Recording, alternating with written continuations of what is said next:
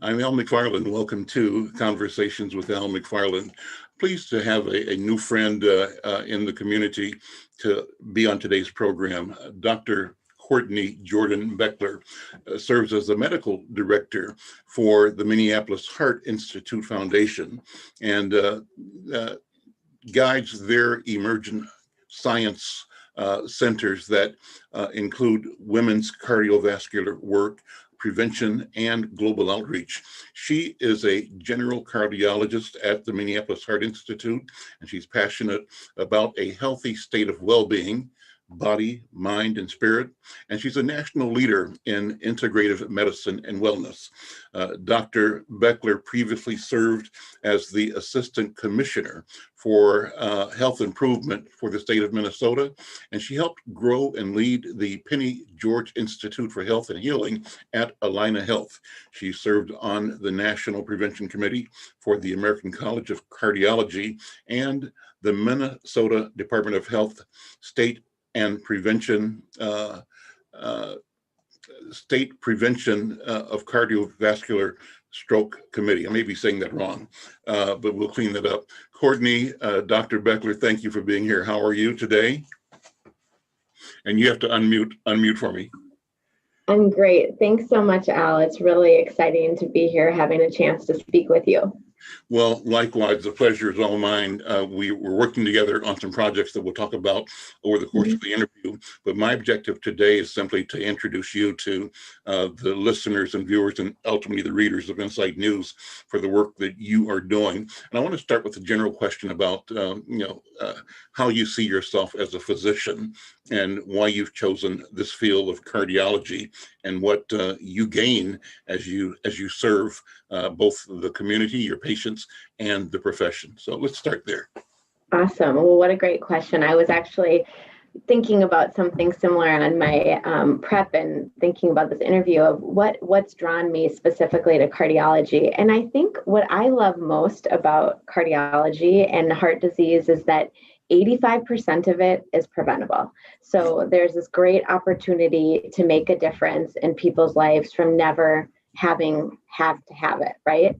But then what I also find unique about cardiology is if you do have something happen, we have great second chances. And so for me, I love the opportunity to work together with patients and help navigate that road ahead, what that looks like to make it through a cardiac event and make it to the other side and hopefully have the highest quality of life they ever could have imagined. So it's exciting that opportunity to do both, hopefully prevent it, but if you go through it, have a successful outcome. And then lastly, I would say I also have a huge passion for helping folks die with dignity. And so, inevitably, we all are going to go out of this world. We all are going to die at some time. And that is common to also be from heart disease. And so I think to be able to walk that together with another human being, that vulnerability that goes with that is really a rewarding experience for me.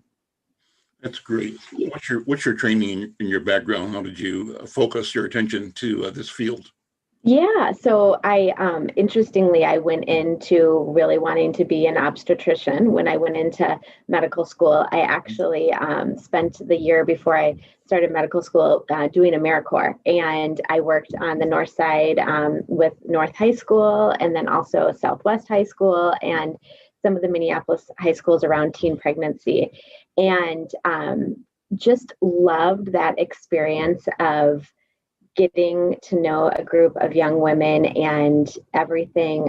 All of these women had children at this point, and we were really focusing on their health, the well-being of them and their children, and spent a lot of time with the YMCA, exercising together, cooking together, everybody bringing in what mattered to them from a cultural perspective, teaching each other, reading together, going to Barnes and Noble for free things, for free reading events and stuff. And it was incredible. And that's kind of what I thought obstetrics and gynecology would be like, and sort of was disappointed for me. So long story, it led me from medical school to really fall in love with internal medicine, where I felt like we got the opportunity to follow the person as an adult all the way to their death, and then subsequently to cardiology, where again, I loved sort of all this innovation that exists within cardiology with valves and stents and defibrillators and procedures, but also ultimately that prevention aspect. I took an interesting turn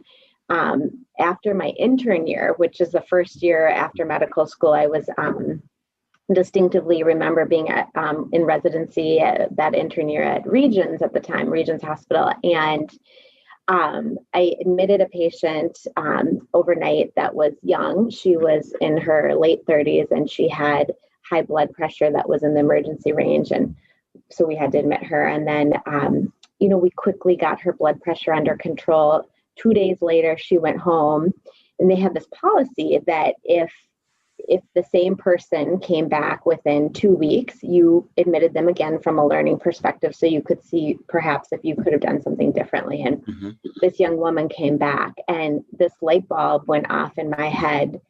We hadn't talked about nutrition. We didn't know anything about where she lived, her availability to get the medicines we'd prescribed, what her home life was like, all these other things that were influencing her blood pressure management.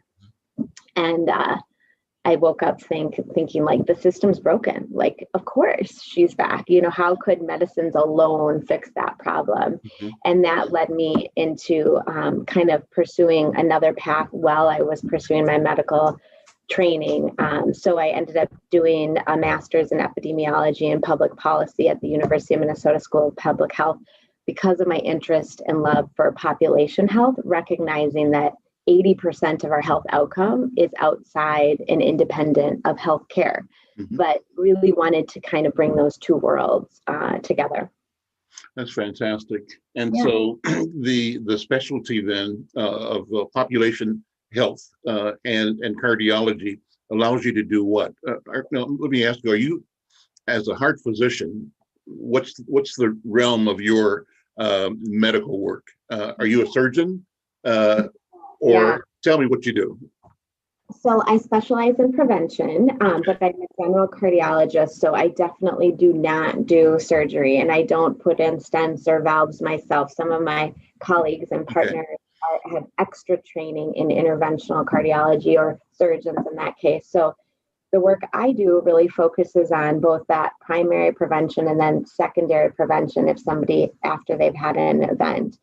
I spend half of my time clinically in the clinical setting with patients, and then the other time doing research, working in communities, working on policy. And I really, it was in 2007 when Minnesota was working to pass the Freedom to Breathe Act, which was where we started to get smoking out of bars, that again, another light bulb went off to me of how many people you can impact by putting in policy things like that impact the health without you having to think about it. And so I was still in my training at the time, but I worked legislatively and realized how interested legislators were at hearing physicians' voice. And it just made me understand kind of the power of getting those degrees and training, that what you could ultimately use that voice and expertise, hopefully, again, with the goal of preventing some of this from ever happening. So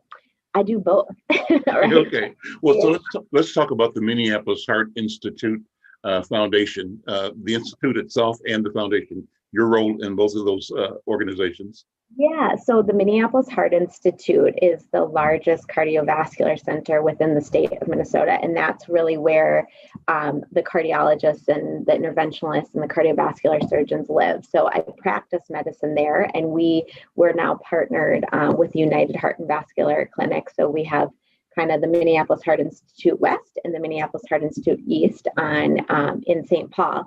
So that's really the clinical arm. And then we are paired with the Heart Institute Foundation, which is where we do research, education, and community outreach. And that really spans the gamut of how we work together in partnership in the community, how we help educate other physicians, some within cardiology, some without, because, as cardiologists, we're really biased that kind of the heart touches everything. And then we also do a lot of research, both locally and nationally. So it's a great combination to be a part of. Well, I'm excited that you're going to be collaborating with Insight, and you and my daughter Batala, who's the publisher of Insight News, have been working together to create some important conversations about heart health in our community. In fact, the project is being named Heart to Heart Conversations, and they'll feature you and colleagues working with me and others to talk about different elements of heart health and how things are not isolated, how everything is connected, right? And I'm looking forward to, as part of one of 5 town halls that we'll be doing, you interviewing me about my story. And as our intent is to allow an expert like Dr. Beckler to talk to a real-time heart patient or heart person who's got a heart event, put it that way. I'm not your patient, but I'm a citizen who's had heart challenges. And so I'm looking forward to talk to somebody about how I felt and what I was doing, and how I've approached trying to have a quality of life and to live a long time, and to hopefully, in my discussion of my story, provide you with an opportunity to talk about the universe of challenges and the universe of strategies that people can use to have effective, quality, longer lives. Is that the right way to discuss it or to describe it? I think it's perfect. And I am just truly thrilled about this partnership. And I think, Insight does so much great work, but as you've always done, you bring the stories, right? You are the story. You're talking about what's happening both to yourself and from a community perspective. And by not purposefully, but I'm sure as you've experienced, sometimes in medicine and healthcare, we get so focused on evidence-based medicine and the guidelines, and cookbook medicine is fairly easy to say you should do this, and this. But as you pointed out, the universe of how, why, where, when, who that does and doesn't happen to is the art, and is really, I think, best told by the patient, best told by the human, to help people navigate how you really live and thrive when you go through this. And I just think I'm really excited about that opportunity to make a difference and to close some of these gaps that we see. Well, so for listeners, people watching on Facebook or YouTube, what we did at Insight several years ago, and this is at the direction of Batala and with her leadership, is created a project that was quite successful. It was called the Insight to Health Fitness Challenge. And we created a page in the paper called the Insight to Health page. That's our newspaper health section every week. And our objective then was to actually organize 10, 20, 30 people into a rigorous fitness routine at a gym directed by trained professional fitness trainers, fitness leaders. And so we started the project in St. Paul, and then we, in the past year or two, moved it over into North Minneapolis, which is where our home base is for Insight News. And I think that once we come through the COVID distancing protocols and can sort of regain what we used to do in gyms, we'll be bringing the Insight to Health Fitness Challenge back, but this time it'll come back as a component of the new and improved approach that Batala has created. And that project is called I Heal. I Heal is the acronym for Insight Health Equity Action Lab. And I think it's such a wonderful idea, and it's a purposeful idea. It declares our intent to look at ideas and research in a way that's different, research coming from the community, directed by the community, and intended to be of service to the community, honoring the voice, the narratives that come out of the community, as you just described, Dr. Beckler. And we hope that the start of this project as a partnership between I Heal and the Minneapolis Heart Institute Foundation will be the beginning of creating a storytelling capability that invites our community to be knowledgeable about health, to adopt expanding vocabularies about health, adopt the tools to explain our feelings, our experiences, and our aspirations, and to motivate us to be proactive, to do things individually and collectively, like you said, lobbying, city government, the state, the legislature. How do we create an awareness that informs our ability to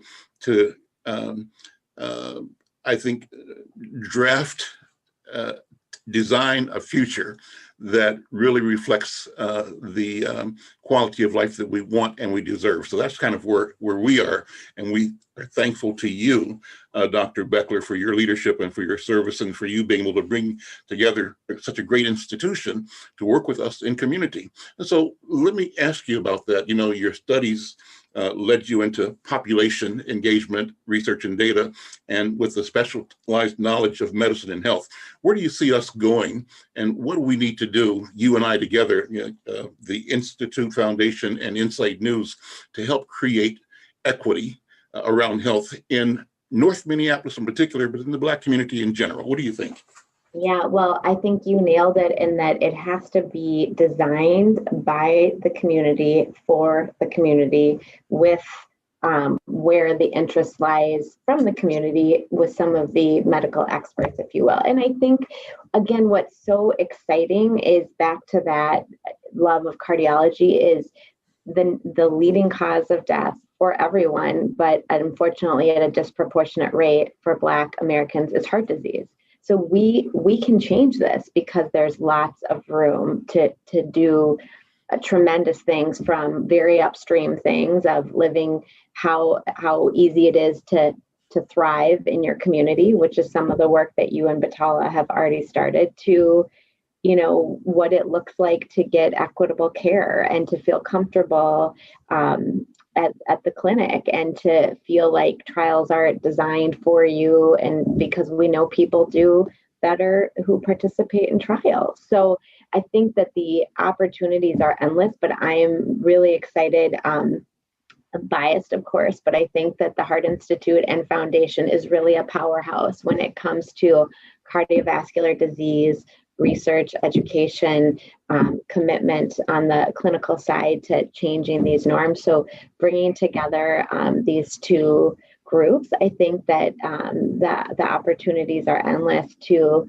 co-create and have a different outcome for generations to come and really break this cycle. I have this picture that I described, Dr. Beckler. I think that number one, our community is known for being ground zero of all the worst health disparities, and also economic and other disparities, education. Minnesota is a great state. One of the best states in the country, but it's always a tale of two cities, right? While the majority of Minnesota, white Minnesota, lives stellarly and exemplary, engaged lives by and large, by most indicators, the same is not true for Black folks in Minnesota, and that we have some of the worst outcomes in the country in health, in education attainment, in business access. So the quality of life is really different. So what is it that we have to focus on, and how do we focus on that? So all that to me is a problem, and at one level, I call problems a good thing. It's work that we can do. And so my approach to these dilemma is not to say, woe is me, why is it so bad, but to recognize what it is and determine what we need to organize to take this problem down step by step, chunk at a time, and with the belief that we can do this, that we're up to the challenge, and we can create, as you said, or as I said, co-create a future that works for us, that reflects our importance to ourselves, our families, to our neighborhoods, and our partnership in the overall design of community. So I have the vision that since we have been identified as the worst place, why not set the goal of being the best place? Yeah. And I'm hopeful that the kinds of things that we are doing will lead to a public mind in North Minneapolis, where North Minneapolis decides and declares it will be the healthiest community in the state of Minnesota. I think it's doable. And I think it's a question of education and inspiration. Inspire, instruct, and inform. That's what we call the 3 I's for Insight News. But I believe we can do that. What do you think? Am I over ambitious here?